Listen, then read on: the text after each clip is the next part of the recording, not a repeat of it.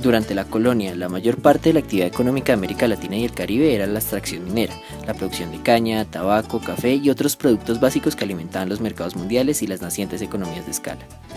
Las tierras donde se llevaban a cabo estas actividades en general eran protegidas por el poder militar y político, que con frecuencia era respaldado por el económico. Las minas de oro y las plantaciones de caña se construían a partir de sistemas de producción sumamente extractivos como la esclavitud y la encomienda. Se estima que el 60% de los más de 6 millones de personas que emigraron al Nuevo Mundo desde 1500 hasta finales del siglo XVIII eran africanos traídos involuntariamente como esclavos. Un estudio del 2012 busca estimar el impacto de la esclavitud sobre el desarrollo a largo plazo en las diferentes zonas de Colombia. El trabajo reveló que los departamentos que tenían mayor proporción de esclavos en 1843 hoy en día tienen las peores tasas de vacunación, de asistencia escolar, de desigualdad sobre la propiedad de la tierra y un menor PIB per cápita. En el reportaje titulado Las mujeres en la guerra, Patricia Lara pone a hablar con mucha sinceridad a 10 mujeres que con sus historias narran la crueldad del conflicto armado en Colombia. Una de ellas, Juana Sánchez, cuando era niña vivía en una finca de ganado lechero donde también producían yuca, plátano, caña y madera, dando trabajo a 20 personas.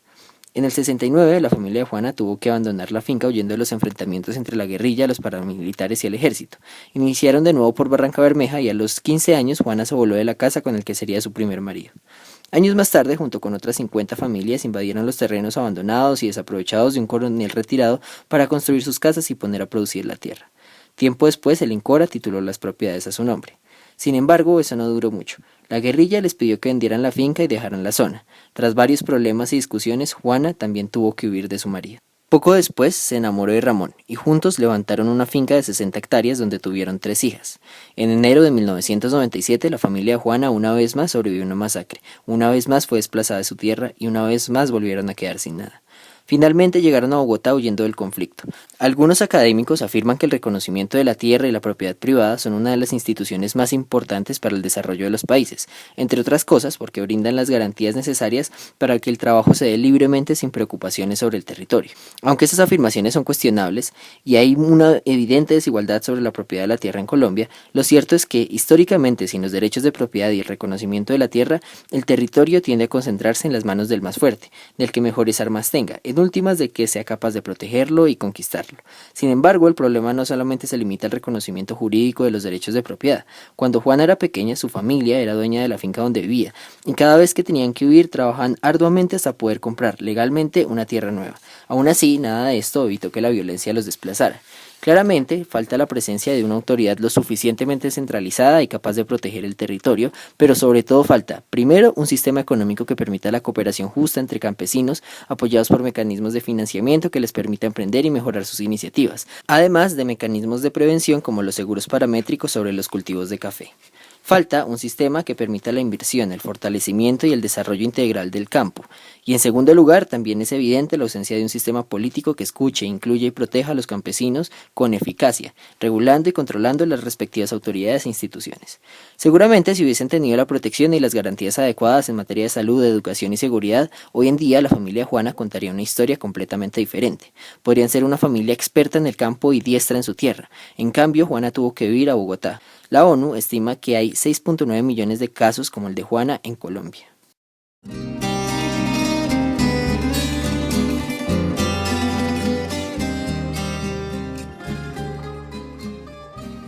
En 1940, el 29% de la población colombiana vivía en las ciudades. Para el año 2005 esa cifra era del 76% y desde entonces ha seguido aumentando.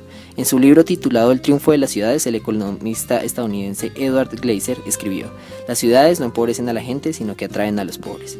Las historias detrás de los barrios informales en las ciudades de Colombia posiblemente ejemplifican gran parte de esta afirmación. En el año 2000, más de 342.000 familias, aproximadamente 1.3 millones de personas, vivían en barrios de origen informal en Bogotá, también llamados comúnmente como invasiones. Algunas de estas familias construyeron estos barrios cuando los dueños de las edificaciones que fueron ocupadas después del Bogotazo las reclamaron durante la segunda mitad del siglo XX.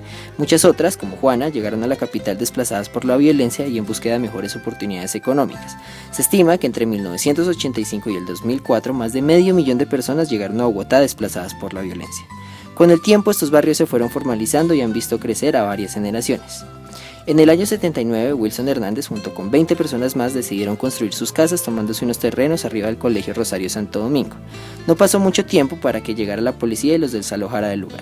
Decidieron entonces irse un poco más arriba de la montaña donde los árboles los cubrían y hacer la toma con tan solo 3 familias. Poco a poco se fueron uniendo más personas, dividieron los lotes, construyeron corredores peatonales, tomaron fuerza y llegaron a vivir más de 170 familias en ese barrio construido por la gente. Lo primero fue construir los pozos sépticos, después instalaron unas mangueras sobre la quebrada que a su vez alimentaba un tanque de almacenamiento y de ahí el agua se repartía entre las casas. Aunque poco a poco fueron llegando los demás servicios públicos como la electricidad y el alcantarillado, las condiciones de los barrios informales son bastante precarias.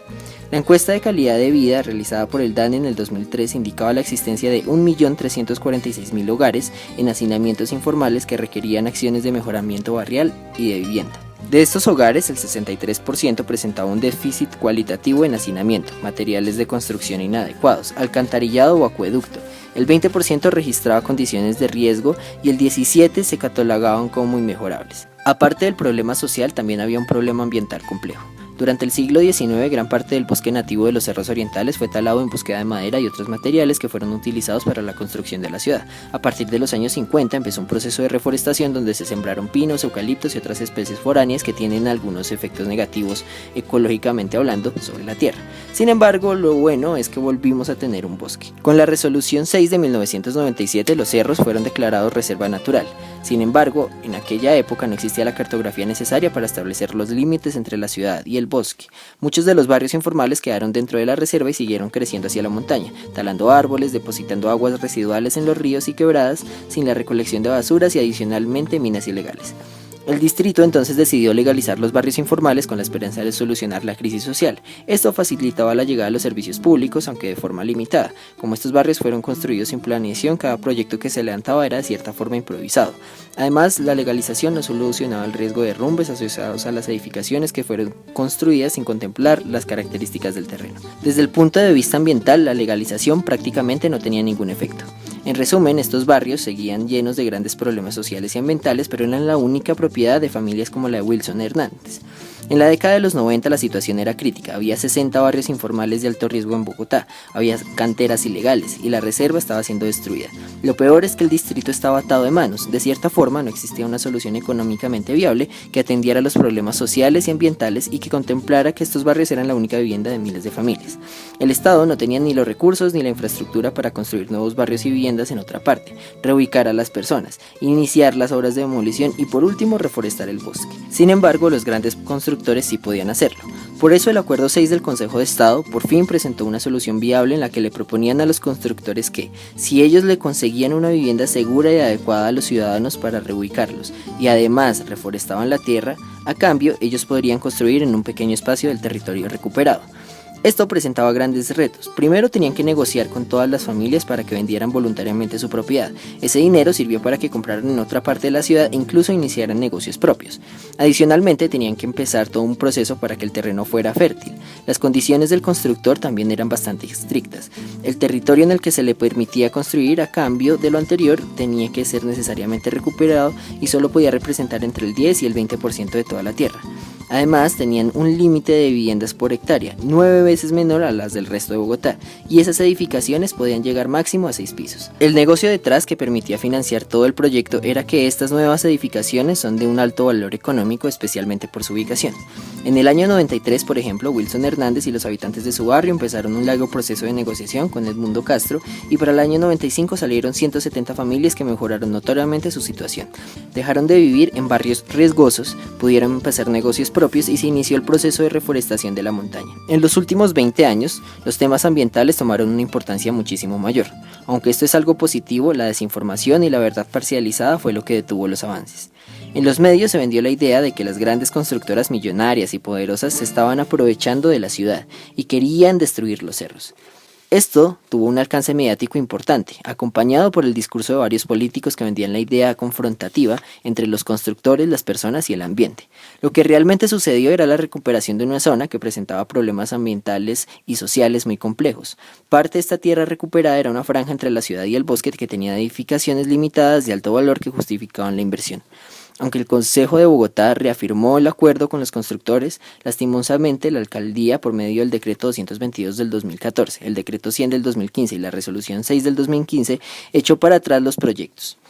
Esta decisión fue alabada por muchos que, desinformados, interpretaron el problema como un conflicto de constructores poderosos tratando de acabar con la montaña. Esto no solamente fue incumplirle a los constructores que efectuaron la reforestación del bosque y la reubicación de las personas, sino que también es impedir que en el futuro un proyecto viable, inteligente y complejo siga adelantando la recuperación de los barrios que faltan.